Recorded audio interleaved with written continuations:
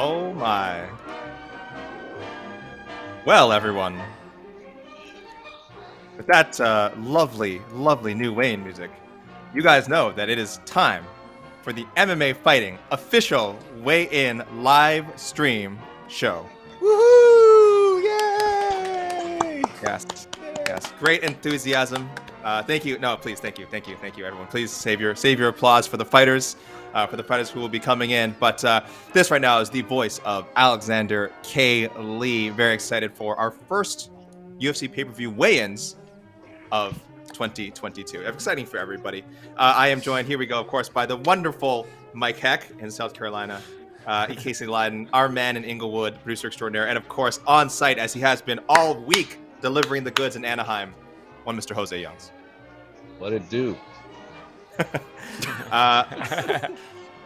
The weigh-ins will begin shortly. We just want to pop in and say hello to everyone. And I also, as much as I love that new music, given some of the events that happened today, I think some other music would be appropriate right now. So I hope people don't mind if I sing a song. Oh. If I sing a portion of a song. I would do anything for love. Yes, I would do anything for love. And I would do anything for love. But I won't do that. No, I will. I know. R.I.P. Meatloaf. R.I.P. Meatloaf. Marvin Leah Day. I'm born Marvin Leah. Excuse me, Michael Leah Day. Very unfortunate news this morning. Also, Louis Anderson also passed away. Very famous comedian Louis Anderson also passed. So horrible news this morning. Unfortunately, it comes. I mean, it comes in threes. Or was that part of the? There's been so many. We had Sidney Poitier recently. Betty White. We got Sidney, Betty White, Bob Saget. 1, 2, 3. Now we have a new group of coming. So who's next? What about Peter Bogdan? Was the director Bogdanovich? There was a lot of people. There's been a lot of people biting the bullet lately. Anyway, so a very unfortunate news. So I want to, of course, sing a little Meatloaf. I'm sure you people have been listening to Meatloaf all morning since they heard the news. But we are here, guys. One thing, like I was going to say, what we won't do for love is miss a UFC weigh-in show. I think we can all agree. What a segue, eh, Jose? That was smooth, right? Come on, that was a good segue. Meatloaf from such cinematic classics as Rocky Horror Picture and Fight Club. Yep, that's right. The actor, the actor/singer or singer/actor, depending how you guys want to put it. But that was some very unfortunate news. But let's focus back on fighting here, Mike. Mike, what's your enthusiasm level for Saturday's card? Given some of the changes we've seen, I don't know if you want to recap those now or later. And who do you think's coming out first right now? Wow, that's a loaded question, AK, because I don't know. I guess my enthusiasm is a little less. Losing the Topuria fight, the Vieta fight, Interman fight was I was interested in it, but it wasn't like at the top of the thing. It was a pay-per-view fight. We had to pay money to see that fight. I know. Pay-per-view. I know. It took some hits. The most interesting fighter on the card outside of the two title fights is now no longer fighting. Ilia Topuria had some weight cutting issues. So that fight with Charles Jourdain is off. Charles Jourdain has been on social media saying he did his job. He made weight, even though he couldn't actually step on the scale. That's some sort of commission thing. So, we got a lot of movement, guys. All right, a lot of movements. That's what we like to see. Figgy Smalls will be fair. Oh man, Figgy. All right, Figgy Smalls. You can't tell right now, but there is every Mexican in the world is behind me right now. So Brandon Moreno, California. All right. I do think we will see the champions weighing in very quickly.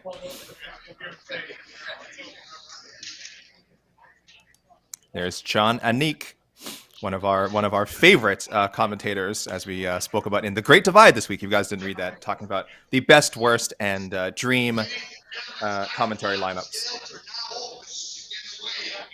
All right, thank you all for being here. It is the official weigh-in for UFC 270 in Ngannou versus Gane, first pay-per-view of 2022. And our first fighter to weigh in this morning is only the undisputed UFC Flyweight champion out of Tijuana, Mexico, Brandon Moreno. Here comes the champ. Whoa. Brandon Moreno. Where's the boombox? I want to hear some music.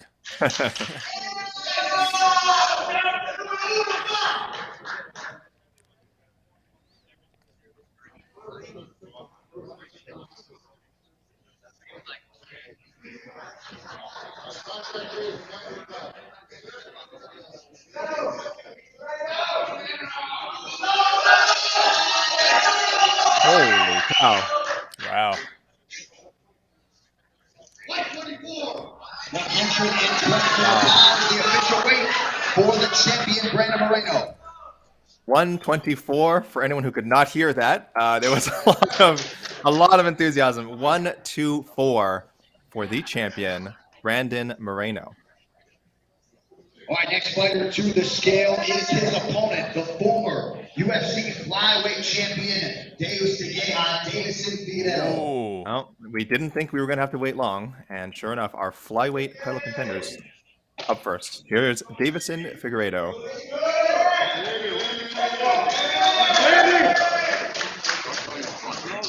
Jesus. Is that a 10-pack? There's not a number that can count that high. The UFC PI has been treating him well. Let's put it that way. No, he's.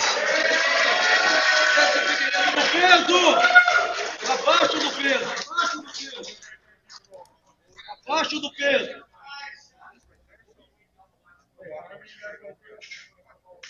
Aê, do peso! Abaixo do peso. Pronto para arrancar a cabeça do Fly Baby! 124 pounds, the official weight for Davison Figueiredo. Also 124. We got a light scale today. My goodness. Yeah, it looks like. Or light fighters. I don't know. Yeah. But there we go. Casey, that main event fight is now official. A co-main event. That co-main. I screwed up. No, Casey. Start over. No, Casey, I messed up. Moving on now to the UFC's lightweight division as we welcome Matt, the steamroller Frivola. At least the music was good. That co-main event flyweight championship fight's now official. I'm so sorry. Matt Frivola coming up. I blew it. I blew it. This is the ECW of morning weigh-ins. This is Holy amazing. cow. This is too wild for me. I'm not ready for this. is awesome. Wild. I agree. It's uncomfortable. It's uncomfortable.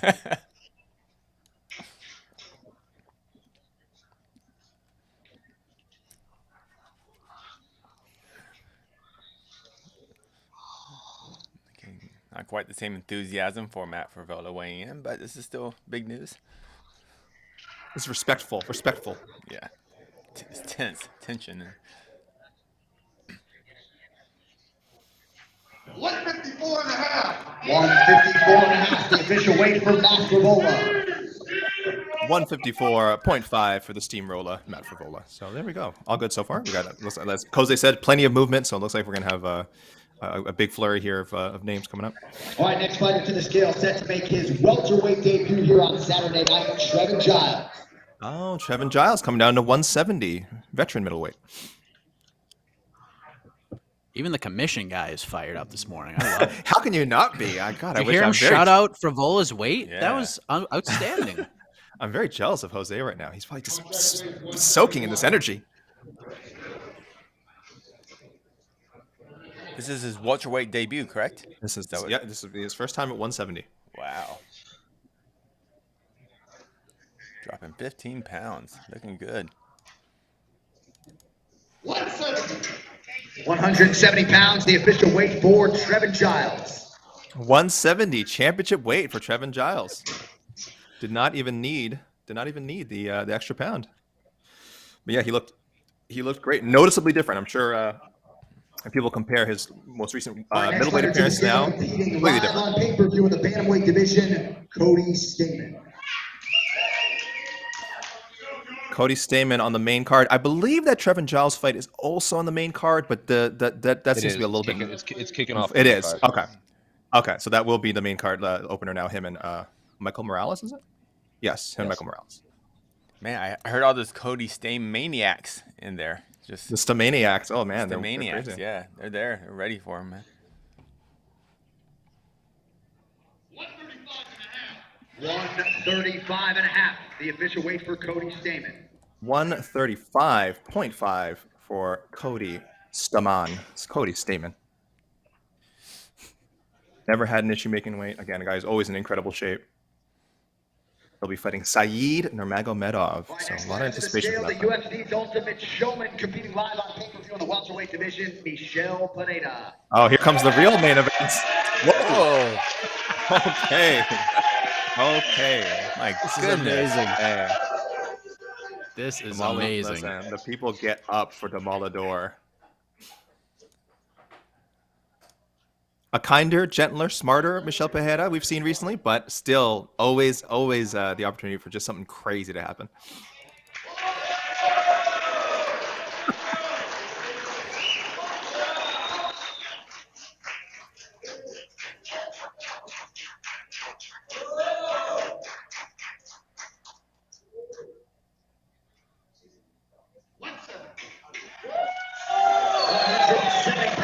The official weight for Michel Pineda. 170 on the dot. Everyone's coming in championship weight now. Oh my goodness. I mean, how can you not with like a capacity crowd? Capacity crowd, first pay-per-view of the All right, year. moving on now to the strawweight division as we welcome Silvana Gomez Juarez. Mike. Wow. We just got to get out of the way. I mean, we don't need to say nothing. Look at how fired up the commission guy is to say something. Look at him. 115 and a half. Official weight 115 and a half for Silvana Gomez Juarez. 115 and a half. Yeah, match that enthusiasm, AK. Come on. I try. I hurt my Tried. throat. My next fighter to the scale set to make his UFC debut here tomorrow in the welterweight division. Please welcome Pete Rodriguez. Pete Rodriguez fighting Jack Della Maddalena, short notice. Only 4-0 as a pro, so a bit of an unknown property here. But again, he's doing the UFC as solid, jumping in as a replacement opponent. 4-0, wow. This dude is fun to watch. Well, there you go. Michael, I'll have to ask you about him later. I'm not familiar.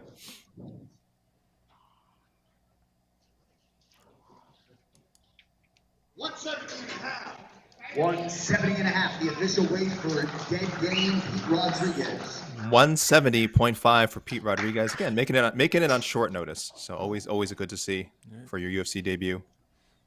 I believe he's on less than a week, if I'm not mistaken. I believe, yes, for Warley Alves. So. All right, next athlete to the scale competing in the lightweight division, undefeated as he makes his UFC debut, Renato Valdez. Renato Valdez.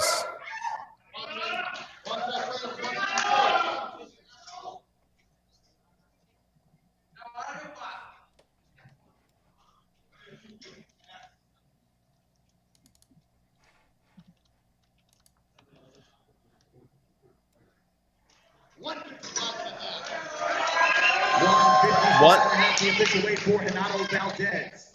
155.5 for Renato Valdez, and his fight with Matt Favola is now official. Also making his debut here tomorrow, his teammate in the welterweight division, Michael Morales. Michael Morales. Valdez representing Mexico. Morales, I believe, Same. Ecuador. They're all oddly enough, they're all them and Moreno, all training partners. I believe Morales actually is from Ecuador. Yes, no, you're right about that. You're right about that. Yeah. 170, the official weight for Michael Morales. 170 for Michael Morales. So his main card bout with Trevin Giles is official. We are My next fighter to cruising. the scale in the UFC's Bantamweight division, Victor Henry. Woo! Oh, the man that Casey and all the other Ryzen fanatics are super excited to see make his UFC debut. This better be the new featured prelim on ESPN. I'll tell you in a second. It is, as of now, it is. Excellent choice.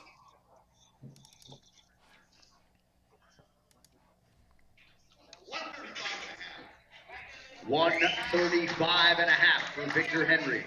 135.5 Victor Henry. He'll be fighting Raoni Barcelos. That is a fun fight. And what a hard debut to make in the UFC. Very, All right, next very athlete to the scale in the flyweight division, Kay Hansen. Kay Hansen, the youngest fighter on every card she's on. Almost not this one, though. Michael Morales is only 2 months older than Kay Hansen. So Kay Hansen, 22 years old. And again, Michael Morales, 22 plus a couple of months. So Kay Hansen coming in here to will lead off the prelims, the early prelims, we believe.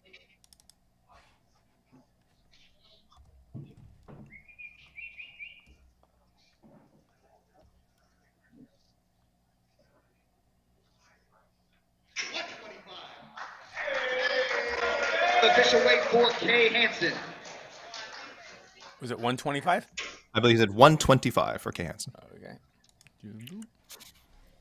Fighting Canadian Jasmine All right, Jasudavicius. moving on now to the bantamweight division as we welcome Tony Gravely. And for Kay Tony Hansen, Gravel. after these weigh-ins are over, go to our YouTube page and find the interview that Mr. Mike Heck did with Kay Hansen. It's a great interview. Mm-hmm.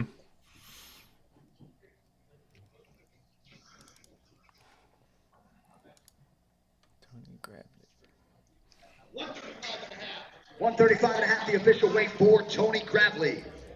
135.5 for Tony Gravely, another great talent in that absurdly loaded bantamweight division. And the next athlete to the scale is his opponent, Simon Oliveira.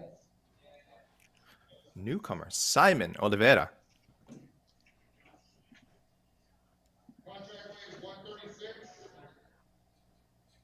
This guy's very involved. The official. Good for him. Good. You should be. 136, the official weight for Simon Oliveira. 136 for Simon Oliveira. So he's the only guy to use the extra pound so far, the full extra pound, and his fight with Tony Gravely. All right, next Now, athlete to the scale, making his UFC debut live on pay-per-view in the welterweight division out of Portugal, Andre Fialho. Andre Fialho, a long-time veteran. He fought for PFL and Bellator, I think. He will be making his UFC debut. Yeah, I believe so. Yeah, he was definitely the original. Who was the Yes. original opponent? Yeah. Salikov, last week's card. Yes, correct. That's right. 169.5, the official weight for Andre Fialho. 169.5 for the debuting Andre Fialho. All right, next fighter to the scale in the UFC flyweight division, Jasmine Oh, sorry, Jazz 7 to the- Divisius. Tejeda and Fialho is now official.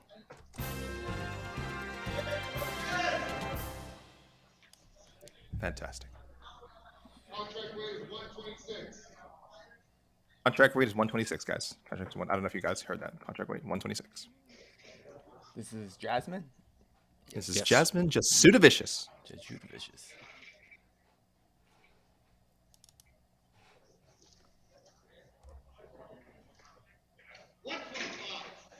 125 pounds, the official weight for Jasmine Jazz Divisius. 125 for her UFC debut. Contender Series signee, Jasmine Jasudavicius.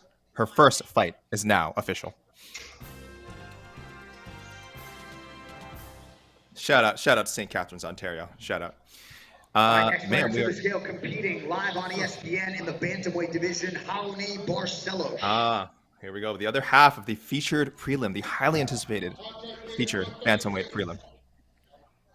Okay, I hope you have more songs queued up because we might need you. Yeah. I'm going to sing all 12 minutes of I Would Do Anything for Love. So don't worry, that's ready. That is. And I'll do the duet part. Yeah. Oh, please. Yeah.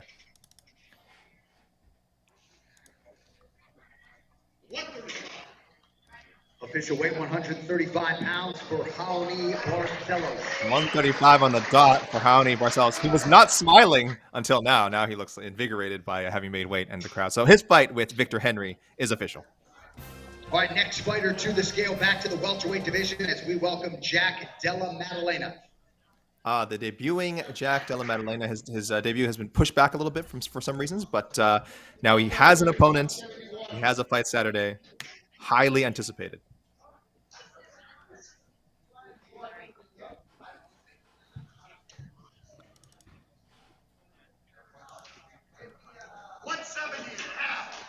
$170.5, the official weight for Jack Della Maddalena. 170.5, the same as his opponent, Pete Rodriguez. Their fight is now official.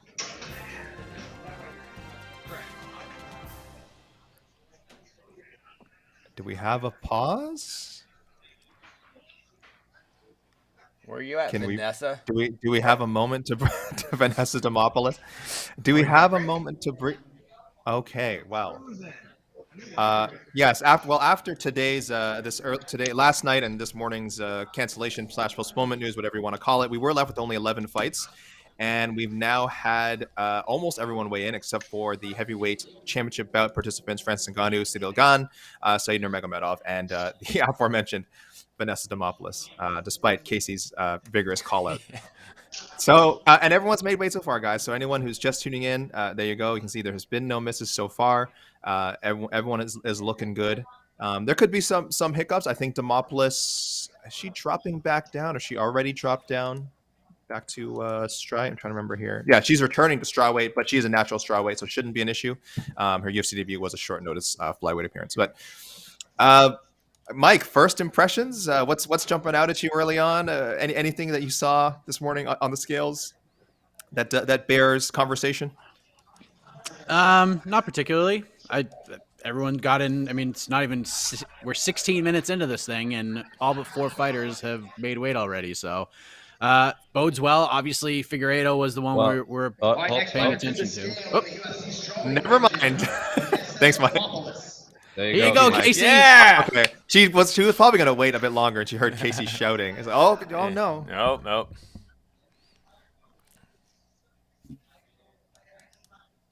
She looks fresh out of the sauna. Yeah.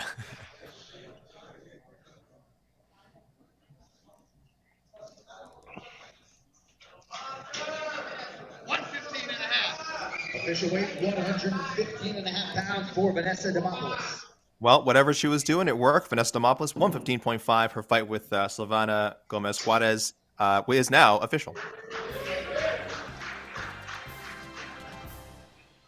So we're just waiting on 3 fighters. That's 19 out of the 22 fighters set to compete on Saturday, all successfully making weight. Fingers crossed for the heavyweights, but I mean, I'd be very surprised. They're both big guys. Don't think either should have an issue making the heavyweight limit. Certainly have not in the past. Said Nurmagomedov, again, I don't know why there'd be an issue, but who's to say? So far, everything all good.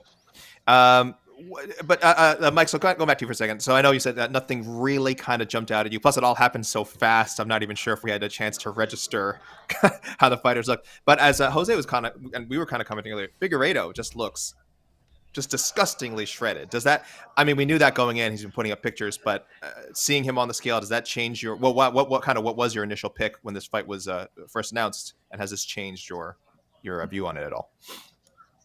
No.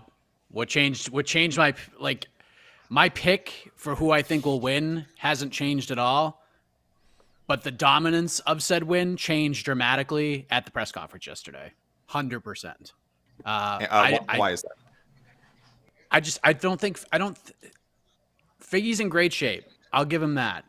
He's also got a million things going on right now. He's got Cejudo in his ear. He's clearly got Captain Eric in his ear. That press conference was incredibly fabricated on his part. You could tell he was reading off of his phone, the Captain Eric style.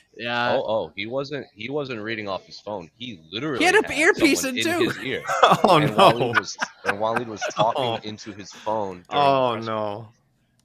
I think too much has been built. Yeah, too much has been built outside of the actual fight itself, and I feel like it's going to be a distraction. So I know what they're trying to do. They're trying to get Moreno rattled.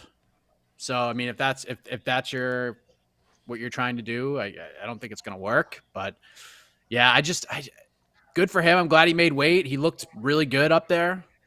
Doesn't really change much for me, if we're being honest. I just sometimes fighters just have your number, and I feel like Moreno has taken his best shot. Took it for 20 minutes in that first fight. 5th round, not much happened. And he was fine with it. And it was one-way traffic the second fight. I think it's a little more competitive, but I don't know if Moreno stops him, but I think Moreno wins a pretty decisive decision tomorrow. Are you not buying any of Figgy saying basically with bad weight cut, he was sick going into the second fight? Do you think that was just BS? Because I think this is going to be an incredibly competitive fight. I'm picking Moreno. We'll talk more about the preview show, but looking how Figgy looked on the scale, and even just the press conference was bad, but Figgy was there, like he wasn't just drained and like, oh yeah, good fight. the fact that he looks like he made a very good weight cut, and this actually just makes me just even more excited about that fight. I think it's gonna be an incredible fight, akin to the first one. Listen, stylistically, it's a fine fight. It's the first fight was unbelievable. It was a classic. It was one of the best flyweight fights you'll ever see in your life. Second fight told me a lot, and yeah, I mean, listen, there was also talks about hospitalization before the first fight too. I mean, maybe he's just the unluckiest fighter of all time. I mean, not Ian McCall level, but maybe he's just a very unlucky guy, and he's had to deal with a lot. And maybe he is 100% healthy for this fight. I don't know. It's going to be interesting. I didn't like the vibe I got from Figgy at the press conference. I really didn't. I felt like he was trying to convince himself of something more than him being himself. And I understand you want to try to sell pay-per-views of these things and all that and try to put yourself over when you can, when you got that camera and the microphone in your face. But I don't know. I didn't get good vibes off of him. I really didn't. So Do you think that they carry overs into the performance Saturday? Just him trying to oversell a fight that's going to carry over? Yeah, I just think there's too much going on right now. You got to please Cejudo, and you got to please the team, and all these other things, that these storylines that became storylines in this fight, but not in the other two. It's just, I don't know. I'm not buying it. I'm not a huge fan of it. I just wish these two would just go in there and fight. You don't need to sell this fight to me. You really don't. The fight sells itself. It's a co-main event. All eyes are on the heavyweight title fight, but this fight is awesome. And I was looking forward to the second fight. And I can't wait to hear this crowd in Anaheim, because this is pretty much where the Moreno comeback tour began. Like when he won the LFA title, it was an hour away from this arena. So this is where it all started. There's going to be a ton of Figgy's going to be the away team in a huge way in this fight. It's a very Mexican populated community in Anaheim. So it's going to, maybe he needs that. Maybe he needs to thrive. And he felt that in Phoenix too. And sometimes that could suck the life out of you a little bit. So I'm interested in the fight. Like, Figgy looks great. That was my biggest question. I wanted to make sure he looked good, and he got on the scale and he weighed in and didn't look depleted, and he didn't. So I'm intrigued, but the mental side of the fight, I just didn't like what I saw at the press conference yesterday from him. I just didn't like it. I see some people in the comments mentioning how quickly, by the way, the initial burst of weigh-ins came in. Also, I'm sure most people didn't. A lot of people maybe didn't tune in right away, because if you tuned in like 5 minutes late, you missed like 10 fighters. So I would say go to our social media guys. Our Twitter account has Brandon Moreno's weigh in. It has Davison Figueiredo's weigh in. Our crack social media team is on top of this things, guys. I assume it'll be on Instagram, or it is on Instagram. And we can always show some replays later, because it looks like we're going to have some time to fill, to be frank. Because again, like I said, we're only waiting for 3 fighters. Maybe I'll send Casey the footage right now, and he can replay it for those who missed. Wow. Yeah. You can do that? Is that that's, oh my. That's down. amazing. We can do that. By the power of Graceful, I can. You guys are amazing. I don't know how you guys do this. Don't try to explain it to me, because I'm not going to understand it. I don't know how you guys do this stuff. It's just incredible. But yeah, we are still waiting for the heavyweight champions. But I do say champions plural, of course, the undisputed Francis Ngannou and interim Cyril Gane and Said Nurmagomedov, who's also competing on the main card. So you guys not convinced, not thrilled. This vibe from what I'm hearing from Mike and Casey, not thrilled with Figueiredo's team and their performance at the press conference? No. I think that was the wrong way to sell the fight. I think, every fight needs to be sold. You got to sell the story of the fight. But I think Figgy and his camp, that kind of approach to make Moreno kind of this bad guy or something, I don't know what they were trying to do, honestly. I think that didn't work for me. But the fight itself, because I think Figgy look great. I think this fight is going to be just incredibly competitive, and still picking Moreno. But I just think I don't really think that cringiness at the press conference is going to carry over anyway until the performance that they're going to give on Saturday night. That's all I'm saying. What do you guys think of Casey? What do you think of Moreno's pre-fight? Demeanor, personality, interviews, and I mean, it hasn't been, I guess, anything too different. I mean, he's just a ray of sunshine. But that's why fans love him. That's why I think the media loves him. I think that's why the UFC loves him. I think that's Brandon Moreno. That's what makes him such a. Not only is he just an incredibly great fighter, he's just a unique personality in this sport. and it's just a wonderful ray of sunshine, Mr. Moreno. And I think Listen, the this- balance between Figgy being like, I'm angry all the time, brr, brr, brr, cut your head off, and Moreno going, hey, Yeah, you know, let go, I love let that. I love that go. dynamic. I love that dynamic. It's just fun. And if Figgy wants to be the pressure- bad guy, that's on him. That's on him. I'm sorry, Mac. Figueiredo has a lot of pressure on him in this fight. I mean, this is it. Like, this is your last shot at this title. If you don't win this fight, you're probably out of the flyweight division, maybe going to 135. He talked about it after the second fight. If I don't get this rematch, I'm probably going to 135. Moreno's kind of like, obviously he wants to win this fight, but he's kind of playing with house money here because if he loses, they're just going to run it back again. They're just going to fight a fourth time. You think the champ's playing of house money? I think that's, I don't know. A little bit. I just, okay. A little bit. If he loses, they're going to fight again. So it doesn't destroy him if he loses this fight because they'll just run it back a fourth time. Because why not? I mean, we still got all these other fights to come up. You got Askarov and you got Kai Kara-France, and that's an interesting fight. You got some guys on the come up, but in the meantime, while we wait for this all to iron up, you could put this fourth fight on the books, and Moreno can have the chance to end it. So There is that rumored big pay-per-view in Brazil coming out if they want to run it back a fourth time. there you go.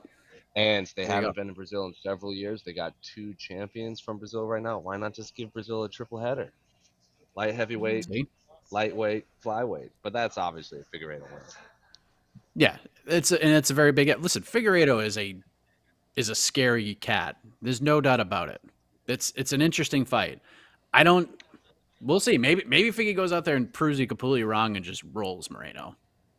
Anything can happen in a fight, but the pressure's clearly on Figueiredo here, like way more than Moreno, in my opinion. Even with all the fans there on Moreno's side and like 95% of people rooting for Moreno, I just think the pressure is equal. I think he's the champ. Now Moreno is, I would think finally making good money in his life, and I mean this is a big thing for him. You don't want to lose in front of all your fans. I just don't think it's house money. He doesn't have as much pressure as Figueiredo. This is a must-win, 100% do or die fight for Figueiredo, in my opinion. Like, yeah, he could still win. You think Figueiredo's just not big enough star for the UFC to ever build his way back up to fight for the title again? I mean, I just don't think so. I mean, how? How is he going to get back up there with all these other contenders? It's possible. As long as Brandon Moreno's the champion, he's not getting another title shot. They just fought 3 times in a row. What else are you going to do if he loses again? You just got to give him another title shot if he wins one more fight? I You wouldn't have mind all him these sticking other around. contenders coming up? I always admired maybe 2-3 fights, but I don't think it's like he's just. I don't think this is like Joseph has to. Benavidez that he loses He's and like 34 all right. years old. He's 34. But I was gonna say, it's funny you bring up Joseph Benavidez because I always admire that he never said I'm going back to 135. He got his title opportunities and then said I'm sticking around at 125. I'm just gonna keep fighting 125. This is my best weight class. If a title fight comes, Eventually, he did get a third and technically fourth shot against Figueiredo. So I mean, I could see Figueiredo sticking around, right? I don't think he has. I understand if his only goal is I want to become UFC champion again, then yeah, then you have to change weight classes because he'll have to wait like well over a year or for Moreno to lose the belt. But I mean, part of me thinks like I think clearly his best weight class is 125. I just hate that. And I'm not saying this is wrong. I'm saying I hate that fighters feel they have to change weight classes just because they can't win they can't get a UFC title. I wish they were all compensated. Again, I know we're always going to talk about fighter pay, but I wish they were all compensated enough that it was just worth their while to be a top 3 contender or a top 5 contender for, forever, how long. But it is true. The quickest path to a title and to more money might be a change of divisions. I just, I don't know if he has to do that, but certainly could. Maybe he's as healthiest at 135. You don't know. I'm sure I'm sure he'd enjoy it. That cut to 25 is no joke for anybody. And he's made that cut several times and he's struggled with it several times. He looks great this time around. No doubt about it. He looked fantastic. He looked good for the first fight on the scale, I thought. Even the fight before that, the Alex Perez fight, he was one of the first fighters on the scale. So clearly he can make it. It's a struggle for him. It's a big struggle. Is the juice worth the squeeze if Moreno beats him? When there's still fun fights at 135, he could still headline fight nights easy. Especially if he goes up to 135, there's some really compelling fights for him at 135. But is it his best weight class? It might be a while before he gets to title. I don't just know. think That remains to be seen. He's been sensational at 125. He's so good at 125. I mean, if Moreno loses the title, yeah, he could get back in there. But When you fight a guy 3 times in a row and don't beat him once, that's a very hard sell. It's a very hard sell with a lot of these guys coming up. It just is. I guess we'll see how if he loses, if Figgy does lose Saturday, and how he loses. Is it a dominant loss like in the last fight, or is it going to be maybe it's just a fight of the year contender that he still loses? Yeah, and then why change divisions, right? I actually think the road to a belt will be, after a loss, will be even harder at 35, considering that 35 I think is just like the best division in the world right now, and Figgy just being he's gonna be a smaller bantamweight. I wouldn't mind seeing him at 35, but I don't think this is the end of the line if Figgy loses. Yeah, I agree. But I agree. I'm with Casey. The road to the title is very long either way, is what I'm trying to say. So if you don't have to cut all that extra weight and still get fun competitive fights, still make money, and still potentially headline or co-headline fight nights, maybe even a pay-per-view in Brazil or wherever, why cut all the weight? I mean, if Moreno loses the belt, sure, go back to 25. Like, you can make it. Like, you can get there. Well, like I said, I just don't think the be all end all should be, well, what is my quickest way to a title? If I'm him and I can still excel at 125, I don't think that's yeah. I don't think that's necessarily the case, though. Mm-hmm. I'm not saying like it's title or bust, but if you're gonna make that weight cut to 25, yeah, you could still make it, and there's still compelling fights for you, sure. But I mean, if you're gonna cut that weight, isn't the juice worth the squeeze to get a title, or at least try? No, but like I said, it also depends what is his weight that he's most comfortable fighting at. Not necessarily. I mean, the weight cut is sucks, obviously, but clearly he's very comfortable fighting at flyweight. Like when it's time to step into the cage, he's very comfortable fighting at flyweight. Like that is his weight class. And apparently, he has in his last 2 fights, though. He's fought well. I mean, other than the Moreno fight, he fought the trilogy fight was amazing. Sorry, the first fight. Right, but he said it was amazing. Right, but there are underlying issues heading into that fight as well. At least from him and his team. He's just saying that because he didn't win. I never heard of these underlying issues I never heard of these underlying issues when he was running through everyone else at 125. Were there health issues coming into the first fight with Figgy? Apparently, he was hospitalized. Remember that whole thing? Apparently, he was hospitalized the day before or after weigh-ins or whatever. Remember, like that was a whole story. Mm-hmm. But again, none of this was an issue until he fought Moreno. So I was saying, I don't know if the weight cut is. I mean, it's like Jose Aldo.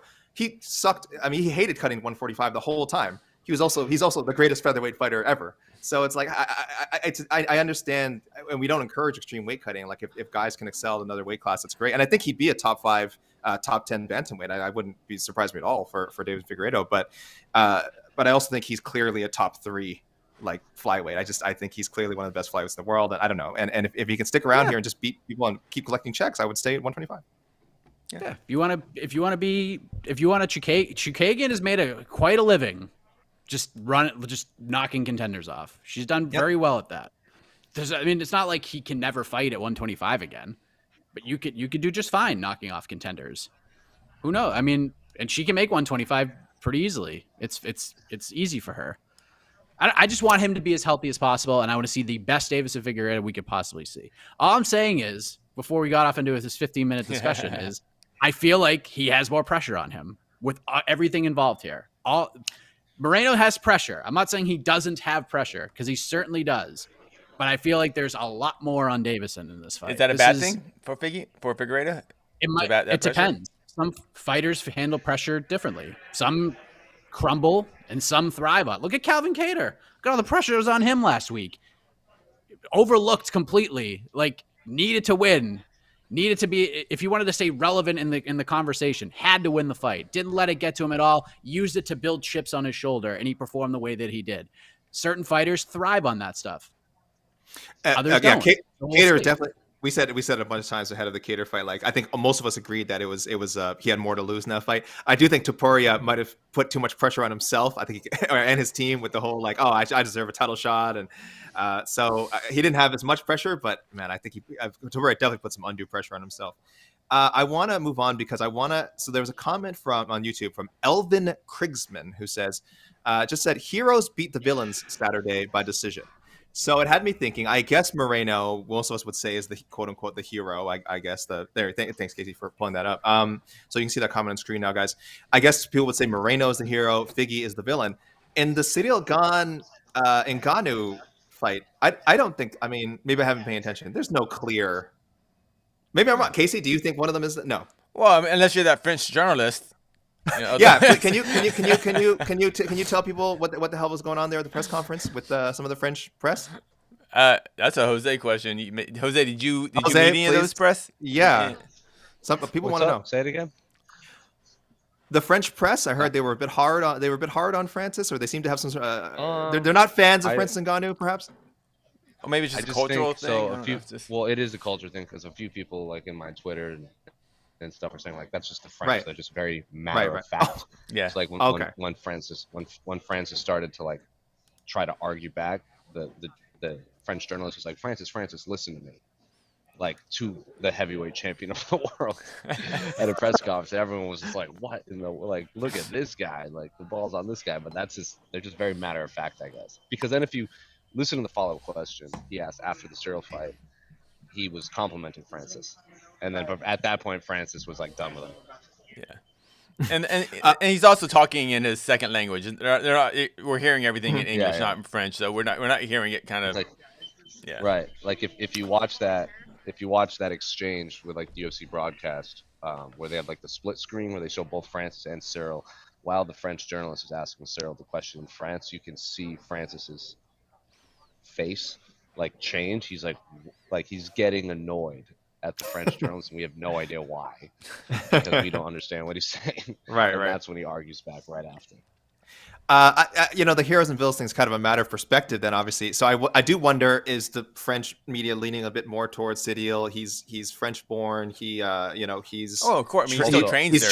He's training there. Francis Ngannou is in America now. I want to add, Casey, you were at that press conference when Derek Lewis was like, "Excuse my French," like F you. Like that's the same journalist. No. Same journalist that Derek was cussing out. AK, can you ban this person I in got the comments? All right, got it. Oh yeah, I think. But yeah, I just like how Elvin there kind of phrased that, because I do wonder. I don't know if there's just been so much said between Ngannou and Ciryl Gane, and of course, and then Gane's coach Fernand Lopez. I have no feel right now for like the general populace of like, are they? I mean, do they like that Francis sort of brought up, this week, sort of the accidental KO in training, or is that frowned upon? Do they like that Fernand is kind of, has been very forthcoming with information about like his relationship with Ngannou in the past and all that stuff? So I don't know, Mike, do you see, you're an American, so you speak for all of America. Where do you think the average sort of North American MMA fan is leaning, Well, I would say that the average North American fan is looking at things from a betting perspective, because it's the land of opportunity, right? You want to try to bolster that bank account however you can. And I think they're looking at Francis Ngannou at underdog money, which has to be compelling to them in some way. So I don't think a lot of people are necessarily concerned about that or have a rooting interest. I just think people want to see a really good fight. And unfortunately, the storylines have taken away from that, because the fight by itself, without any of this stuff, is very intriguing. It's a very fascinating fight. Probably the two best heavyweights on earth right now. It's a great fight. Why would you say probably? I think we can definitely say without a doubt these are the two best heavyweights on earth right now. I have no issue saying that. Let me check Jed Meshu's rankings quickly, because he might have Makhachev at number one. No, Ryan Bader could be up there. I don't know who is. A lot of people get on me. A lot of people get on me for leaning on Bellator too much sometimes in the rankings, but like as far as heavyweights go, these two gentlemen, sure. Like last week, or say before the Gane Derek Lewis fight, I was just about ready to say I'm pretty confident Francis is the best heavyweight and going to be the best heavyweight we've ever seen in MMA. And then freaking Gane shows up and shuts out Derek Lewis in his hometown. I'm like, wait a minute, do we possibly have the two potentially greatest heavyweights right now about to fight each other, but they don't have the resume yet to be that kind of greatest heavyweight. But like everything they've done right now and the way they're fighting inside that octagon, it just leads me to believe like, man, like one of these gentlemen potentially is that future GOAT, you know. They seem both that good. Francis with his incredible power, and Gane just with maybe just the highest technical striking we've seen at a heavyweight level. So I just think this is the freaking camp stuff and the Ferdinand and all that. I just don't care. I just wish this was focused on like how freaking awesome both these fighters are and seemingly kind of fighting each other almost at their prime. The storyline, I mean, the camp thing is kind of cool coincidence, but it's taking over the narrative rather than just being kind of a side story. Mike, go ahead. I am interested in the coaching aspect, but not because of the drama. I just want to see the game plans both guys come out with. Like, how is Eric Nixick going to prepare? Just seeing, like, the former teammate thing or whatever. Like, no matter how many times they train together, I don't care about any of that stuff. I want to know how Eric Nixick is going to prepare Francis Ngannou to fight a guy who moves like Cyril Gane, who strikes like Cyril Gane, who is such a complete fighter as Cyril Gane, but is still kind of green at the same time, where we haven't seen the best of him yet. On the flip side, Fernando Lopez knows Francis Ngannou very well, but he doesn't know this Francis Ngannou. And Eric Nixick knows that. So the mind games, the chess match, not just between the fighters, but between the coaches and how they're going to prepare for one another, I'm fascinated by that. I could care less about the other drama. The contract situation for Francis, that storyline holds more weight than the former training partner and the Fernando Lopez thing by 1,000%. But the fight itself, by itself, is really fascinating. And I like what Francis said in the press conference, and maybe it's just because English I think is his third language, so it kind of maybe didn't kind of it was hard for him to kind of say it. But like when he says we were never teammates, it's like because they weren't teammates. They trained together for a small amount of time, but not an actual fight camp. It's not like Gane was in Francis's corner, warming him up backstage for his fights versus Stipe or anything. They weren't that close. They were just guys who kind of shared the same coach for a few weeks. Don't tell Cyril that. Don't tell Cyril that. He seems generally heartbroken. Like Masvidal Covington. They were true teammates. That's training partners, former teammates. Together. That's the story. Gane is so sincere. Is that a weird way to describe a fighter? Like I don't know if there's that many fighters I would describe as sincere. He seems so earnest and sincere. The only other Cyril Gane just happens to be the second nicest person on this card after Brandon Moreno. Yeah, right. and like that is funny. Yeah, it is funny. And it's not. And when I say sincere, like that's not to say that other fighters aren't genuine, because I think Moreno is genuine, but I also think he knows how to sort of crank it up for us. For us in the media, I think he knows we like wacky Brandon Moreno, so he's kind of a showman. I don't get the feel like Gane is a showman at all. I think like he's comfortable. He seems very comfortable talking to the media, but he's really just like himself. He's like he does. Again, there's really no one like him that I can quite. Like that has quite his demeanor in the UFC. It's unique and quite charming. And I don't know if the UFC will like that though, but if he becomes like the face of the heavyweight division. But I don't know why they shouldn't. When I hear Gane in his interviews, all I hear is like a high level athlete. Yeah, everyone else are like we're fighters. We'll get in there and fight. But Gane doesn't. He just doesn't come from that mindset. He's just like this is a sporting event. I'm a competitor. Yes. We are competing, and it's like. Whoever wins. It's not like we often say you can play basketball, you can play tennis, you can't play fighting. But I think Gane's actually we're playing fighting. This is a sport. And that's what makes him so unique. And obviously he knows his fight, knows it's dangerous, all that stuff. But he just comes with such a professional athlete approach to this, and at the same time just being a nice happy dude too. It's just very unique to this sport, and I think it's a trend that will continue. Actually, I think Gane's just kind of the first. As the sport gets bigger and bigger, we will see more athletes who kind of have Cyril's type of approach to the sport.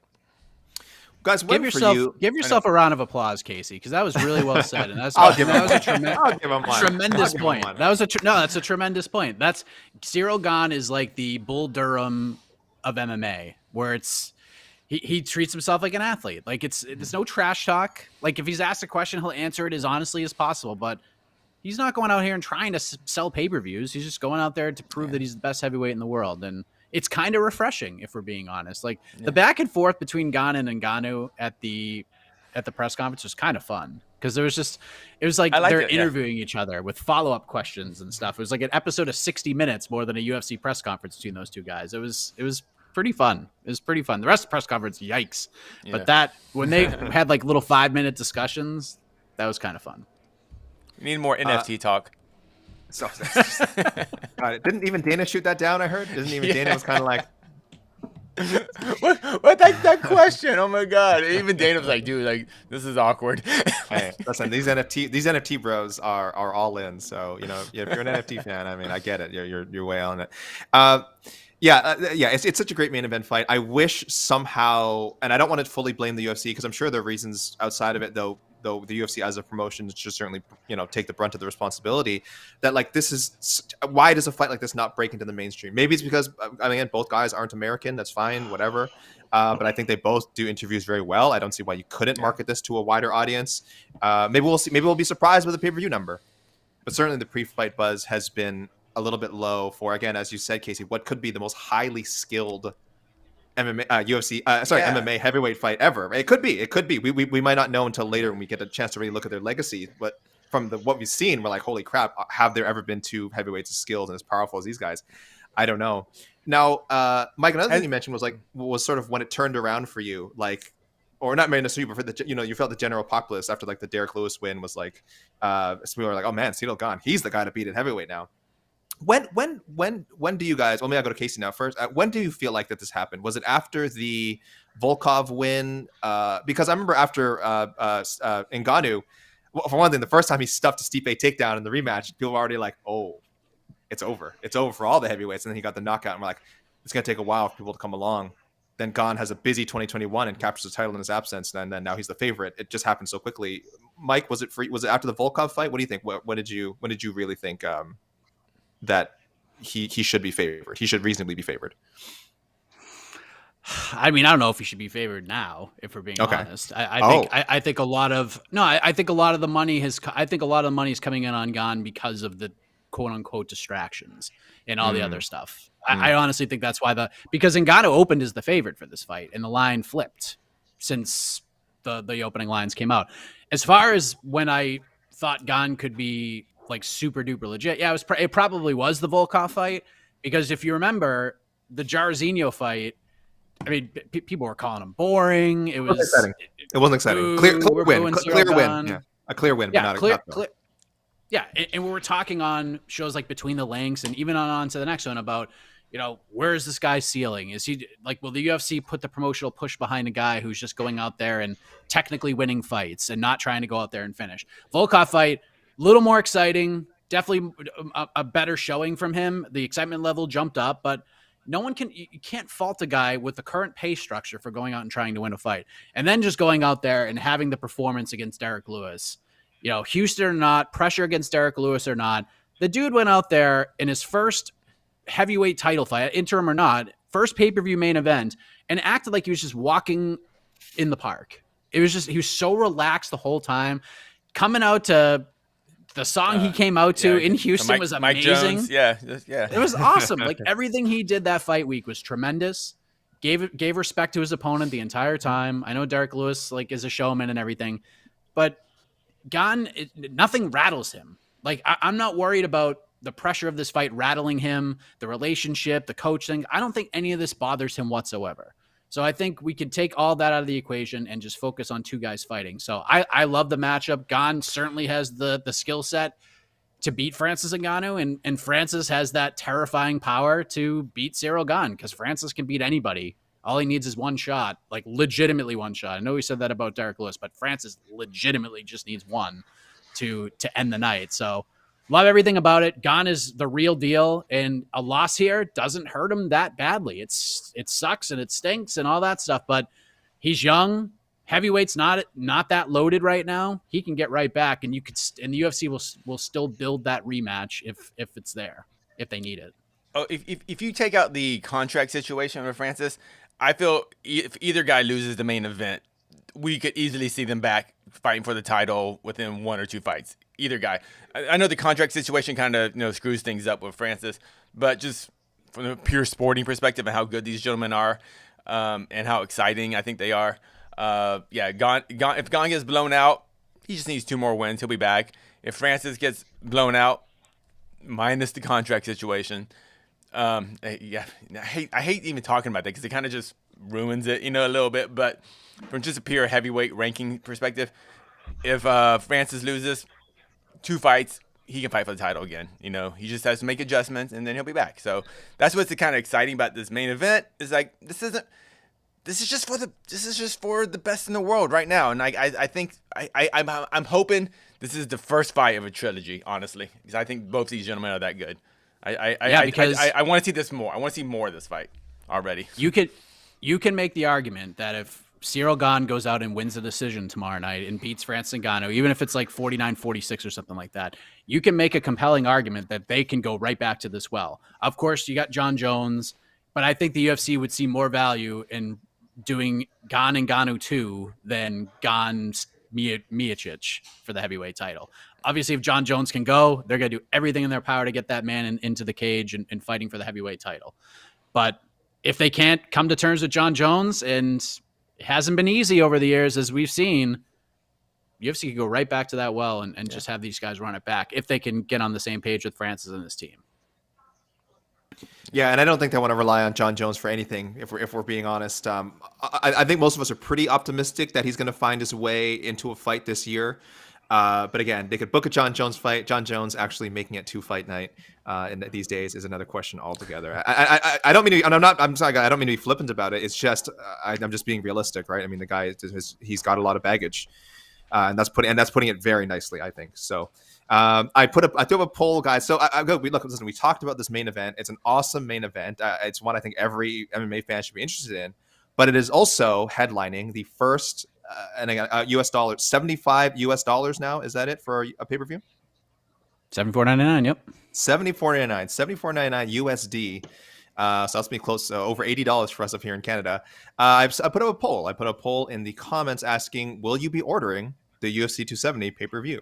This is a very different question than will you be watching the pay-per-view. I'm sure many of our internet savvy viewers will have nefarious means to which they will attempt to watch the show. Not that we encourage that sort of thing. People, you should pay for pay-per-views if you're going to watch them. But right now the poll is at way ahead. No, I will not be ordering the pay-per-view. 70%. So the poll is still relatively fresh, but boy, that's not a good look. That's not a good look. And we say this with respect to a lot of the names in this card. There's some exciting fighters here, but certainly I'm sure you'd agree the name value is not there for the average. If you're asking someone, again, to spend $75 12 times a year plus the subscription, that's tough. It's too bad because the card as a whole from top to bottom, not even the free fights, is not a good card. 2 championship fights though, and 2 legit championship fights between. No one's doubting these are the 1 and 2 guys in the division right now fighting for the belt. Mm-hmm. I think the pay-per-view. I think the pay-per-view is worth it, but as a card, as a whole card, that's just a bummer. And also, I don't know. I feel like Dana kind of trash him. I don't know. Has he really been trashing Francis? He's not doing the whole like punches harder than Hyundai or Subaru, or he's not selling him like that anymore. Now it's just now it's more about like if he wants to box, whatever. I don't think he's like he's not coming out and saying, oh, if Francis box, he'll knock out Tyson Fury. We know it's a lie, but you expect the promoter to kind of push your guy. I don't remember Dana saying that about Conor. It's like, oh, dude, he's gonna fight Floyd. He's gonna get messed up. Like he's not selling Francis the same way that I feel like he should. As a promoter should. So I think it's unfortunate. Right, Dana's playing the pro wrestling line right now, where we know Francis is tough. At the press conference, we're gonna say these are the 2 best heavyweights in the world, and anything can happen. But at the same time, when he does these interviews and stuff, he's trying to plant enough seeds that if Cyril Gane wins, it puts him over even more. Like he's not like downgrading Francis. He's more building Cyril as the dangerous challenger against the immovable object, so to speak.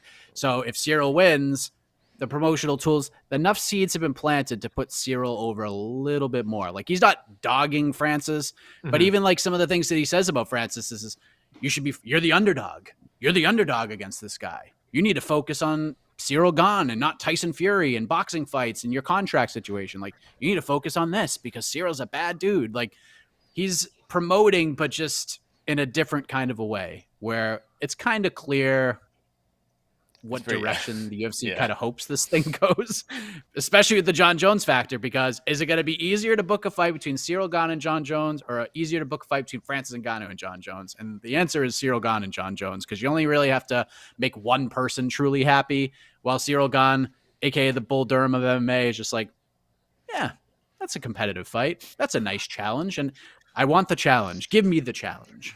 Dana White is doing what he does best. He's promoting the UFC.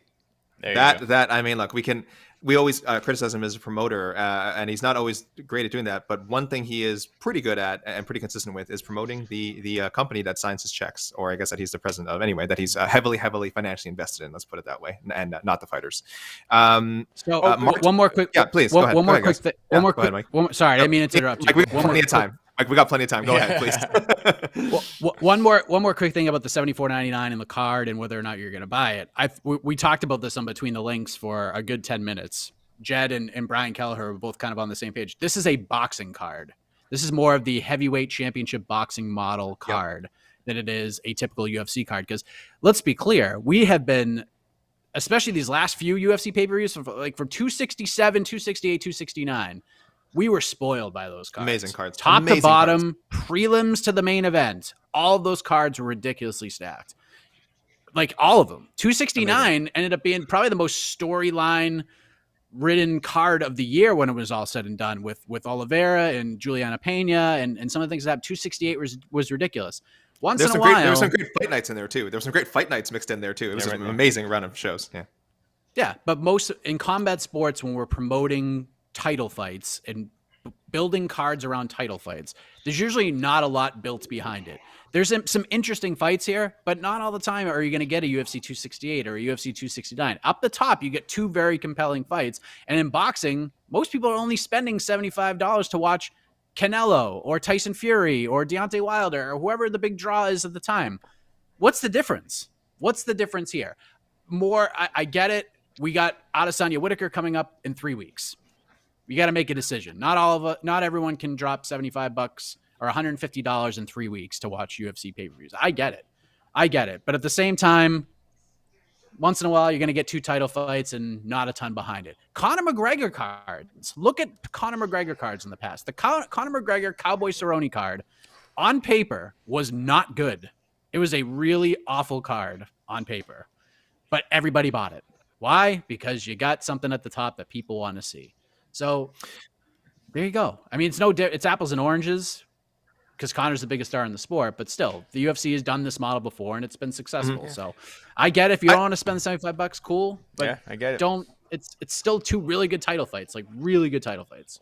I would say one major difference is that in boxing, like I think it's easier to budget like, oh, Canelo's fighting twice this year, so there you go. I know I'm getting those two Canelo cards, and Tyson Fury's fighting, Anthony Joshua, so there you go. I'm gonna fight. Like I think I'm not a hardcore boxing fan, but I imagine most casual or mid-level boxing fans are like, okay, I budgeted for four, maybe 5 cards this year. As a UFC fan, I think there's this weird. I don't even think it's weird. I think there is this somewhat logical obligation, like I have to watch every pay-per-view. I'm not saying every fan does that. Judging by the comments, by the way, at YouTube, definitely every fan is not planning to do that. So I think you're right. I think you and Jen and Boom Kelleher were right. Boom. There's a Boom in the UFC, right? Anyway, Boom Kelleher. That's what Bisping called him. Bisping called him Boom. Close. Right? Then Bisping. I've been listening too much Bisping, I guess. I think it is maybe, and that will work for the UFC, that they are moving towards, like you said, maybe fans only tune in for a Conor fight. Maybe fans only tune in for, again, an Ngannou fight. So they're not going to get everyone with every card now. But, I guess the idea is, well, hopefully people will budget for 6 or 7 cards. Or, again, you do have those hardcores who are like, forget it. I'm setting aside $1,000 every year for the UFC. That's it. That $1,000 is going towards UFC pay-per-views. And if they get that, I mean, obviously they're over the hill with it. But yeah, fans are forced to make a choice here. They either drop it on this one or they drop it on the Adesanya Whitaker card. Which either way, cool. But yeah, but there's always that FOMO, right? UFC 199 was like the FOMO card of all time, where everyone's like, 200's right around the corner. Like, we're not going to watch this. And 199 ended up being like the most crazy card ever for a number of reasons. We got so many announcements and big news. Oh yeah, sorry. Yeah. I should have picked a whole different card. How about them Patriots? Hey, but the FOMO thing. And look again, and that's a credit to the UFC. The way when they were coming up, remember in the mid 2000s, one of their biggest things was like, what makes us better than boxing is that something amazing can happen. We don't give you these like 10 holy shit moments. Every card is a holy shit moment. Yeah, we're not throwing in like 2 10-rounders just to fill the card between like one of our prospects who's going to just blow away this can. We don't do that in the UFC, and now it's maybe not the case anymore. But they still have, like you said, there's still the element of you don't want to miss something. But we'll see. We'll see. I will give the UFC a little more credit here. Originally in this, actually I don't know why it was moved, but originally in this card was Derek Brunson and Jarrett Cannonier, and I feel like that's what this card is missing. Yeah. That one extra contender fight. Because I think we kind of, for pay-per-views, we're kind of used to championship fight, and then one more fight that whoever wins that fight will be fighting for a future title. And that's what the UFC has always been really good at in their matchmaking, is that continual storyline between card to card to card.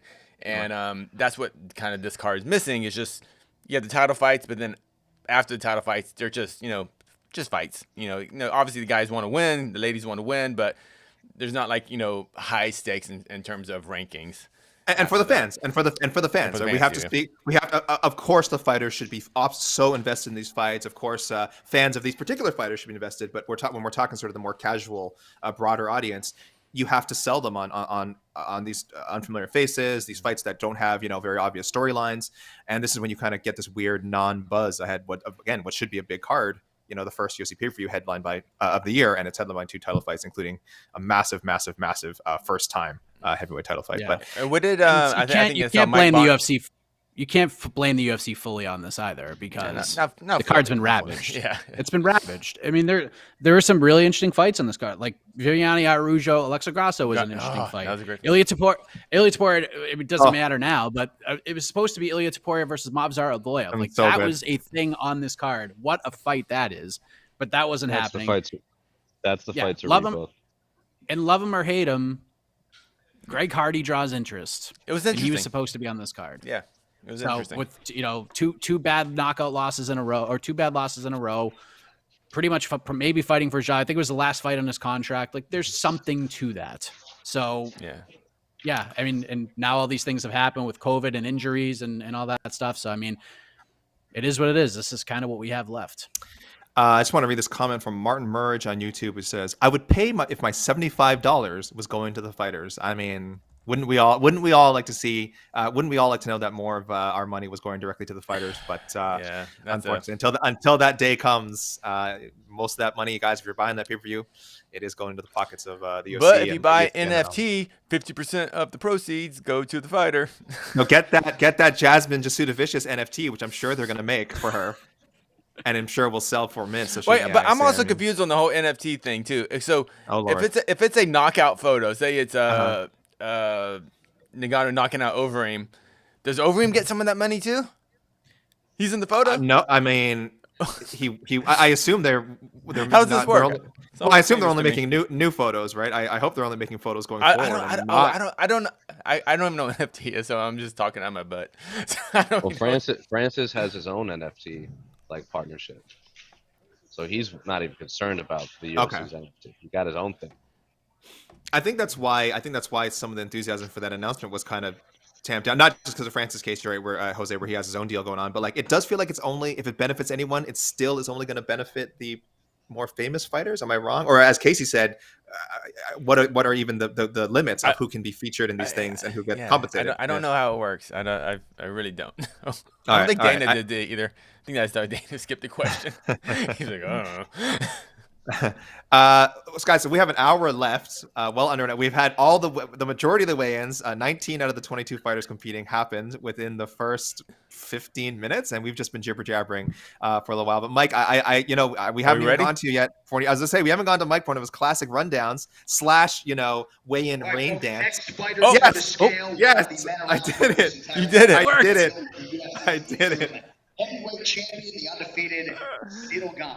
Ciryl Gane heard me. He's Yeah. like, no, he wanted to interrupt my keck. I knew that would happen. Ah, yes, the rain dance. He's shaking all the hands right now, as a professional athlete should. Just shaking everybody's hand. That's why it's taking so long for him to get out. Oh, class. There he is. Look at that smile. Hey.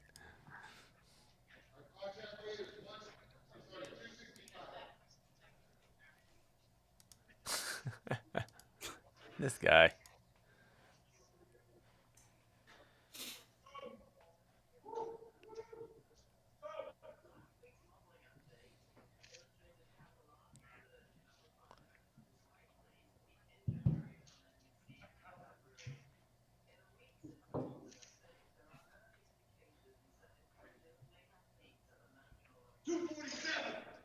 £247. The official weight for Ciryl Gane. 247 for Ciryl Gane. I just wanted to check I think that's around pretty normal for him, probably in the 240 range. Let's see. His fight with Derek Lewis, 247 on the dot. So he's very solid. 245 with Volkov and 247 for Jairzinho. So this is a guy who he strikes me as the kind of guy, he doesn't get in shape for fights. He just stays in shape pretty much all the time. Because when your weight is that steady and you look like that, that's a good sign. So we're still waiting for Francis Ngannou. I want to read just a couple of comments here. Ryan F saying, UFC promotes themselves, not their fighters. Look at the stage, LOL. UFC logo on top of everyone's name. You don't see that in boxing, right? You don't see, normally boxing, you see more of the two people's names. We do see names there now, Moreno, Figueiredo, but I know what he's saying. The UFC is so much more prominent a lot of the time. And Joe1075 calling him Surreal Gone. Surreal Gone. I like that. I don't know how I never thought of that before. Because certainly skill-wise, he is surreal. So shout out to the fans for always coming up with this good stuff. But surreal. I'd ask you guys how you thought he looked on the scale, but I think it's pretty terrible, right, Casey? Terrible, right, Casey? Flabby. I'm changing my pick. Yeah, flabby. He looked a little flabby. If we're being no. Yeah, these are two specimens. Oh my goodness. I was, if people can check out Miss Fist today, there's some footage put up by the great Twitter account Beyond Kick of a couple of Ciryl Gane's Muay Thai fights, and he looked a little bit smaller back then. I don't know, those fights might have been in a slightly lighter weight class, but he, again, just looks incredible. All the things you see now were evident then. This was years ago, so he's just been this prodigy ever since he decided to get into combat sports, I feel. And again, there's a reason, as Mike mentioned before, so much of the money coming in. Guys, again, we got time. Let's talk. Okay, yes. Would it be surreal to see Ciryl eating cereal? Would it be surreal to see Ciryl eating cereal? Yes, that's really the only way to describe it. Have you thought that if this fight is under a minute or is a minute, you could say gone in 60 seconds? We're hoping. We're hoping. One can. Has he not had to finish that fast yet? He hasn't, eh? Not in the UFC. No, he's being rude. He's selfish. Those French, rude French. That headline, that graphic, that tweet, that is queued up. I would hope for across all of our social media. Everyone has that tweet in their drafts ready to send. Come on. That damn Ramondi wants to be first. Oh, he's the worst. That Mark Ramondi is the worst. Ciryl Gane actually only has 3 first-round finishes in his career. I'm looking at it now. His UFC debut, and then before that, even early in his MMA career, like his fastest finish, minute 42. I mean, he's methodical. He's methodical, right? We know this. Yeah. We know this about Ciryl Gane, right? He's not a berserker. Yeah, so rude. Has he lost a round yet in his UFC run? I don't think so. Jose, you have better memory for these things. I mean, I don't even recall him taking a hard shot where he's got like, whoa, okay, let me kind of compose myself. Maybe still won the round, but that's pretty incredible. Let me take a gander here. Talk amongst yourselves. I'm looking. Nope, not in the Bozer fight. I think he dropped one round against Volkov on one judge's scorecard, but it was like 50-45, 50-45. Yeah, I and want. 49, Yeah. 46. Okay. That's- Okay. Sal That's all I'm D'Amato, the only one to cost Cyril Gane a round. Yeah. Gave the but- first there you go. round of the Volkov fight to Volkov, and that's it. Every other one was a But he hasn't lost a round He's where all 30 three judges have No, gone against and him. Yeah. he 30-26. Tanner Poser. yep. Wow. Dub collector going with Cyril Deal Gone. Cyril Deal. I like that. Dub collector. I like that.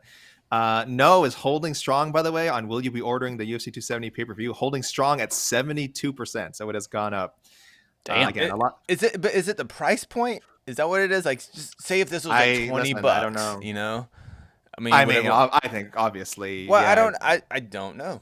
I'm just. I do wonder know, what the tipping point is. Yeah, it's like you know who wants to know? ESPN wants to know. 'Cause Definitely. they'll keep pushing it because right now they're testing. They're testing. they'll find They're out. testing the fans. They'll find out. Because again, like we said, this fight's kind of a hard one. Like I get a lot of the commenters here are our commenters are very internet savvy. I think a lot of people who tune into these kind of streams pretty internet savvy. Let's put it that way. They kind of know their way around. Being able to watch fight cards on Saturday without denting their wallet too much. Let's put it. I'm being as diplomatic as I can. But your average, Schmo and Joe is like, oh, I don't know how to use the here we go, internet. guys. I just need to, Yep. I give money, they give me pay-per-view. I can. All right, next fighter to the scale competing on pay-per-view in the UFC's Bantamweight division. Oh, Saeed. Okay, so we have Saeed Nurmagomedov for next. So Francis Ngannou will be the last to weigh in. If he weighs in. Oh, Ooh. Don't you put that bad juju on us.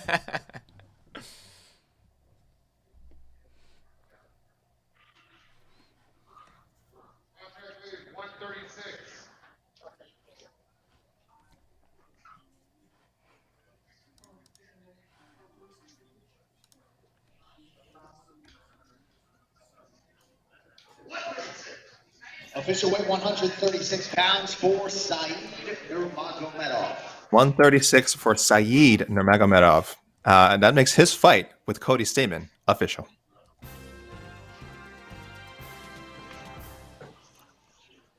Just waiting now for the undisputed champion, or I guess quote unquote undisputed. It's when there's an interim title holder. I guess it's weird to call someone that, but Francis Ngannou. We ready for a read through? Yes, summon him. Yes, Mike, do it. Either we get to hear your beautiful voice for the next, however long it takes you to run it, or you accidentally summon Ngannou. Go for it. All right, here we go. Oh yeah, here we go. UFC 270 going down tomorrow night.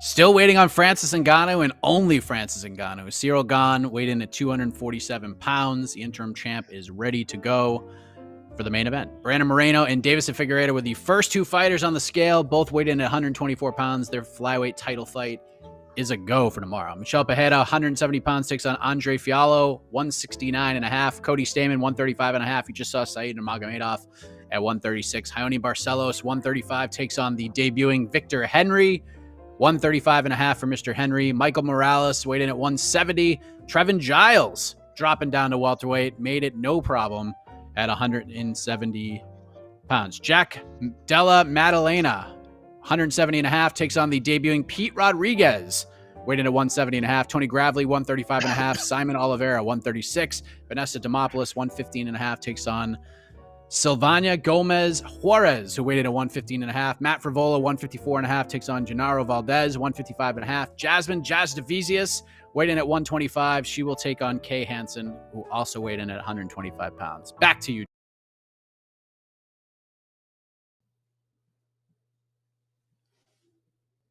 I don't know what happened. Here we are. You can hear me, AK? I can. All right. There we are. back. Hey. Oh, hello. Hello. Oh, sorry. Scare there. Cool, Jeff. Everything went Was that crazy me? for Was me. that me, or did everything blow up? No, everything blew up. Everything blew up. all We're right, back. we are back. I see the clock is moving. The clock is ticking. I think Mike, you just killed it. You killed it so Yeah, much with that yo. read. Like literally, as soon as you killed the finished, it was internet. like, You killed the shut it internet. down. Shut it down. Good We're grief. pretty sure, we're pretty sure Gane is going to make it. I mean, do we really need to see it? Let's Yeah, just shut yeah, it down now. yeah, It's we're done. Mike has closed the door on the way. No, thank you, Mike. Thank you, Mike, for that rundown. Yeah, no hiccups. So pretty brisk read. We just have 10 fights now official. Fingers crossed, everything goes through. Between now and fight night, as Jose always said, nothing is official until the guys are in the friggin' cage. Both guys specifically are in the friggin' cage, and we see them trading punches. So it's like we've been critical of this card, but whatever's left, I mean, we are looking forward to it. Hopefully, a lot of these fighters again making their debut. No hiccups. We know how disappointing that can be. Again, a lot of these fighters that people aren't familiar with have already had their debuts pushed back, or have new opponents, or coming in on short notice. So a lot of sacrifices made.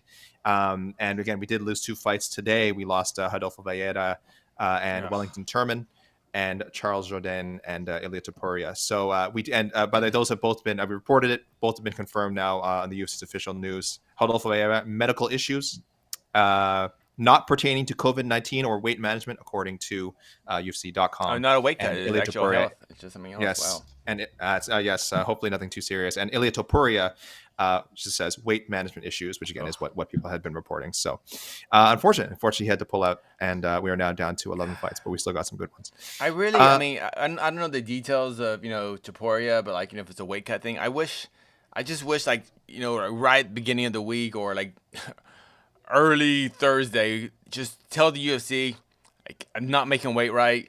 Let's talk to Charles. Let's move that fight to what is it 150, 155. I don't know. It's just I just want to see that fight, and I wish I hate these fights just losing him completely, especially against a short notice guy like Jourdain. So he cut weight, he did his thing, and I'm sure that wasn't super easy for him. But I know he wants to fight, so have it at 150. I don't know. We don't know the details, but I wish they could do a few last second catch weights. Maybe. I don't know. Again, I would love to see these things in fighter contracts that there's a little more flexibility. If it means having to give a little extra money to your opponent ahead of time, as opposed to the 20% or 30% should you miss weight, that'd be great. We wish there's more flexibility, but as most fighters will tell you, these contracts and managers contracts pretty rigid. They're pretty rigid. Yeah. Once you sign on for a fight, you just better make it. I don't know. I can't remember the details, but didn't Topuria talk about going to 55 eventually? He said going to lightweight will be an eventuality, but no, he wants to obviously win the belt at 45 first. Did he say? Do you recall that him Topuria talking about that? But I don't remember. Mike, does that sound familiar?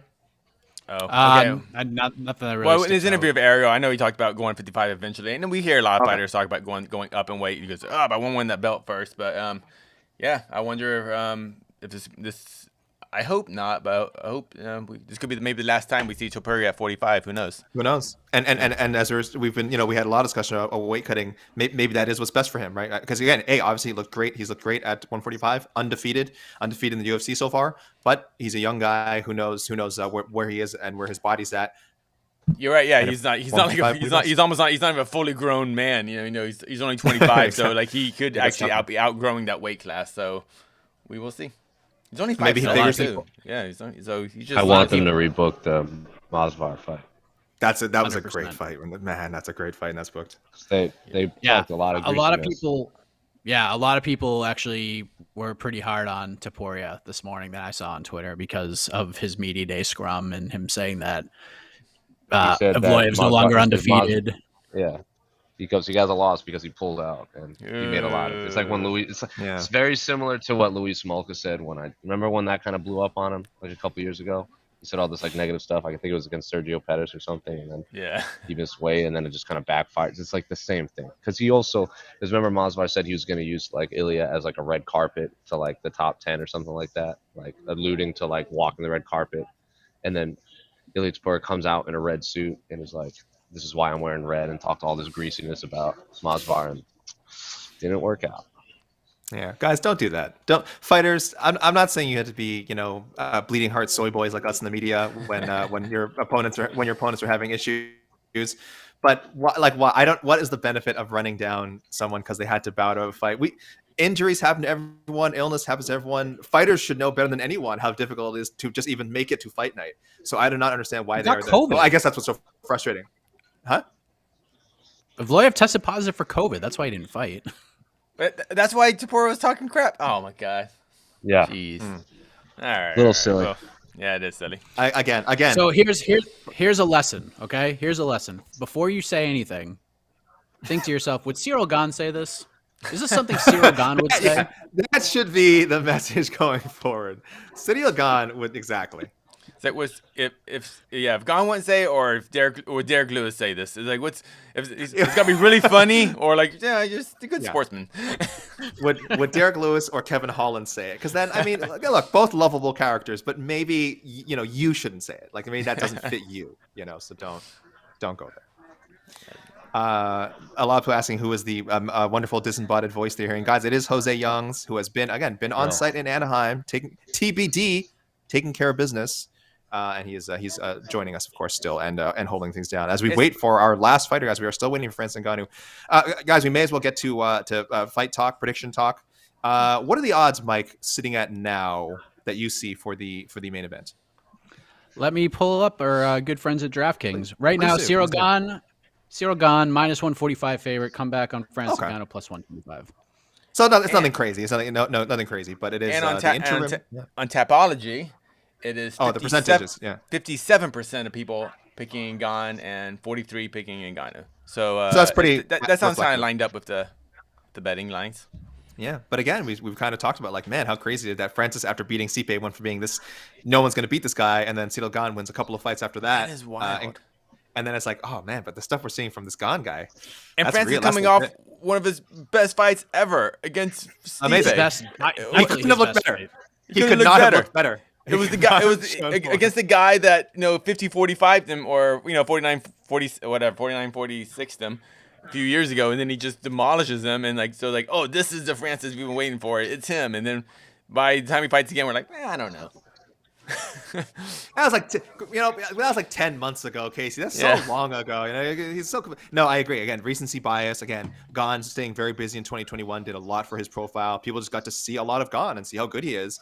How can you not be excited about his chances, right? And their shared history, the different styles they have, the perception that Gane is just a vastly superior technical striker. I don't know if that's the case, but that is certainly what everyone, that's the common, story going in. I do think Francis' striking is kind of disrespected a lot because he has so much power. It's almost like, oh, he only has power, which again, you don't become UFC champion just by having power. Especially when, again, watch that Miocic fight again, right? So, I mean, do we want to get to the? Yeah, I guess we might as well. We'll do a preview show later, of course. But let's go early now with. We can kind of dive into it later. What's our quick picks for who's going to win, Mike? The main event. I still haven't made a decision, but second, as I sit here speaking with you, I'm going with Ngannou, and I'm looking at it as I have $20. I have to put it on one of these guys. Yes. If you're giving me Francis a dog money, I'd be crazy not to take it. So that's kind of how I'm looking at it. But yeah, it's such an interesting fight. It's 50-50 for me, but I'll right the second get Ngannou at dog money. Yeah, I haven't decided either. Like I said, guys, give us a few hours. We'll be more definitive on the preview show. This is really a teaser for the preview show. I'm going to lean towards the undisputed champ. I'm going to lean towards Ngannou. Casey, what are you thinking? How are you feeling inside in your belly? I'm leaning pretty heavily toward Ngannou. Heavily. Yeah, like 7 out of 10 times. I'm not going Giga 9 out of 10, but I'm going 7. 7 out of 10. Pretty confident. Yeah, 7 out of 10. Gane obviously has a chance. I just think I think Gane's an amazing heavyweight. I just think Derek Lewis fought a freaking horrible fight, and I think we're putting a little too much value into that. I rewatched it. I rewatched the Gane Lewis fight, and I was actually now watching about the hype behind it, just kind of watching the fight. I was like, man, Lewis looked really bad, but Gane also had to make him look bad too. Yeah, he was great. But so I'm not trying to take all the credit away from Gane, but I'm not trying to oversell it either. So, and I just think Francis is great, and I think him and Eric Nixick are just a great, a great pairing, and but nothing would surprise me in that fight. Well, Gane knocking out Francis would surprise me, honestly, especially early in the fight. But going Francis. I still think he's the the future GOAT of the heavyweight division. So Mike, you said Gane. Mike, you said Gane, right? No, and I'm going with Ngannou. Okay, so we're all going Gane so far. Jose Youngs, you're on site. You've had a closer look at these guys than any of us. Where are you leading right now? Not necessarily what's your pick, but kind of as of now, what are you thinking? Cyril. Cyril's gonna be my pick. Okay. Oh. Yeah. For And sure. we had- I have never seen a more I've never seen a more relaxed person about to fist fight a human being than Cyril this week. Yeah, yeah. Like he is not afraid of Francis Ngannou whatsoever. Whatsoever. And Francis has been agitated all week. Obviously he's the heavyweight champion of the world, so I'm not saying he's like mentally out of it. I think Cyril's might just be the best heavyweight on planet Earth. And look, he's certainly he's getting his chance to prove it on Saturday, and you're not the only one who feels that way. Like you said, apparently 57% on Tapology, and again a slight favorite on the betting odds. And who knows, that line could move a little bit more between now and tomorrow night. But minus 145 for Gane. Not heavy, but again for a guy who is the interim champion, it's pretty impressive. Pretty impressive. So much action is going this way. Here we go. Ngannou? They just stacked a bunch of weights on the scale. So That's a good sign. That's a good sign. We could be seeing the right now the scale looks like it's set to 265 right now. So they're going to the heaviest, and they're going to go backwards. Wait, let me hear. I need to hear the guy say it. I need to hear the official say it. He's been on point. Let me just to be clear. But yeah, it looks like we are waiting the arrival of Francis Ngannou. Plenty of time. There he is. The UFC's heavyweight champion, the Predator, Francis Ngannou.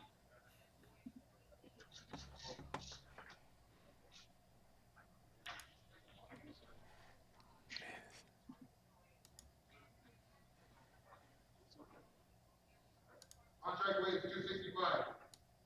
Thank you.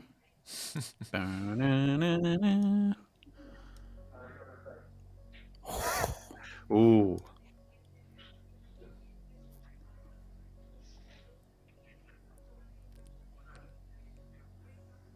Oh my, dude, I'm scared. Look at that. Jeez, This guy's not having trouble making weight. I don't know if anyone thought. They thought that was he looks delay. better than Figueiredo. Holy moly. 257. 257 pounds, the official weight for Francis Ngannou. 257. The heavyweight title fight is official, ladies and gentlemen. One more sleep. We'll see you tomorrow. 257. Yes. Is that not light for him? Am I crazy? Does he not normally weigh closer to the 265? Let's take a gander. I will take a gander with you. I need to, yeah. So the Stipe fight, he was 263. Right, and he was way bigger than Stipe for the rematch. 261 and a half for Jairzinho. Yeah. He was 255 and a half for JDS. I see that now. Okay. So he's been lighter. He's okay. So this isn't crazy. I think deliberately maybe carrying a little bit less. Oh, I'm sorry. 257 for Francis Ngannou, 247 for Cyril Gane, both making championship weight easily. That fight is now official. Again, guys, if you missed any of the weigh-ins, any of the big weigh-ins, this will be on our social media. It'll be on Twitter. It'll be on Instagram. We will be able to replay it with 30 minutes to go, unless we plan to step away here. We'll talk about that in a second. But before, I do want to ask, guys, do you think intentionally coming in lighter, of course, dealing with a quicker, rangy opponent, could be a lot of movement in this fight. It could really explore the octagon space. I think it's intentional, right? I just think he's in great shape. That's all. I don't know. I mean, it wasn't like he came in like at 230 or anything. Like he dropped like 20 pounds. You know, those are big boys. 5 pounds. It's just how big his breakfast was, to be honest. I don't put too much weight into his actual weight. It seems to be nice. Yeah. I don't know. I think it's strategic. Mike, am I crazy? I think being lighter is better for Francis. He looked ridiculous. Yeah, it wouldn't shock me if Eric Nixick was like, let's just come in a few pounds lighter, just we can move a little bit better. But yeah, I mean, smart. I mean, if it's a little gains, it's got us talking about it. I'm sure we're not the only ones talking about that. So that's good stuff right there. Well, everyone has weighed in successfully, so I guess we can do a final rundown here. I know it wasn't too long ago that we just did a rundown, but Mike, if you are down for it, would you please bless us with a full rundown of the official UFC 270 weigh-in results? Okay. All right, we just saw the heavyweight champion of the world, Francis Ngannou, weigh in at 257 pounds. He will defend against the interim champ, Cyril Gane, who weighed in at 247 pounds. The flyweight championship competitors were the first two gentlemen on the scale. Moreno was first, weighed in at 124. Davis and Figueiredo, 124. That title fight, co-main event, is official. Michel Pereira versus Andre Fialho. Pereira 170, Fialho 169.5. Cody Stamann weighed at 135.5. Saeed Nurmagomedov in at 136. Raoni Barcelos 135. Welcomes Victor Henry to the UFC 135.5. Michael Morales 170 for his octagon debut. Takes on Trevin Giles, making his welterweight debut, 170. Jack Della Maddalena, 170.5, taking on Pete Rodriguez, also weighing in at 170.5 on a week's notice. Good for him. Tony Gravely, 135.5, taking on Simon Oliveira, who weighed in at 136. Vanessa Demopoulos, 115.5, takes on Silvana Gomez Juarez. 115.5, Matt Frivola, 154.5, taking on Gennaro Valdez, 155.5. In the first fight of the night in the women's flyweight division, Canadian Jasmine Jasdovizius takes on Kay Hansen. Both women weighed in successfully at 125 pounds even. Back to you. Thank you, Mike. An excellent read-through as always, and great news for everyone for making weight. Again, 11 fights, 22 fighters, everyone on point. Very little drama. I think there's some people who are saying, I was in Ngannou somehow having trouble making 265. I don't know if that was ever realistic. The man is the champ. The man is just taking his time. And he looked fantastic on the scale, as did Cyril Gane, as did Brandon Moreno, and as did Davis and Figueiredo. It's a good day to scale for everyone. And fingers crossed again between now and Saturday night. No other changes. We have what's left of this card. But guys, I don't know if you want to stick around. Casey, producer extraordinaire Casey, what is the plan here? Do we want to stick around? He's saying, we got a preview show coming up, so maybe we should wait. But I don't know if he's actually saying that because he's muted, so I can't hear him. You are lip reading. No, you are an expert lip reader, though. That's what I think he was saying. Okay, yeah, sorry. I just sorry about that. I muted myself because I didn't want to interrupt your beautiful weigh-in read, and I forgot. Yeah. Okay. Thank you. No, I say we take a little break. Go visit our family, and then we'll come back at 1 p.m. Pacific, 4 p.m. Eastern for our live preview show. It'll be us three plus Mr. Jose Youngs, live from Anaheim, California. So we'll have all four of us. And then the official ceremonial weigh-ins. Then ceremonial weigh-ins, but we're not gonna be streaming that. So you can catch it in some other whatever. And then but that'll be at 2 o'clock local time, right? No, 4. Oh, this 4 local time. 4 local time. It's 7 Eastern. Okay, 7 Eastern. Okay, so 4 local time, guys, for the Anaheim, California. You don't need to worry about that. You just need to make sure they tune back in for our preview show, which will be at 1 p.m. Listen, I'm trying to inform the people of everything, especially even the start time tomorrow. I'm not even sure what that's going to be now with 2 fights going on. I can tell people. The fights start when the fan Q&A is done. That's when it starts. AK. Well, we have to know when the fan Q&A starts. So again, we can finalize that later. But ideally, I believe it will be. We might go on a little bit earlier, right? Maybe 45 minutes before showtime. Casey, can I promise that to America? Can I make that promise to America? 45. We should. 45. Well, we can start. I mean, who knows when the fights are going to start? Yeah, whatever. We'll figure it out. Anyway, 45 minutes for showtime right now. Tentatively scheduled. ESPN Plus early prelim 6 p.m. ESPN Plus prelim. ESPN Plus prelims after that 8 p.m. And then ESPN Plus pay-per-view for the main card at 10 o'clock. That's not going to change. So it's really just the will they start at 6 or will they start at 7? Right now it says 6 o'clock. I could see them bumping it back an hour, but you will see us again 45 minutes before the first fight of the card.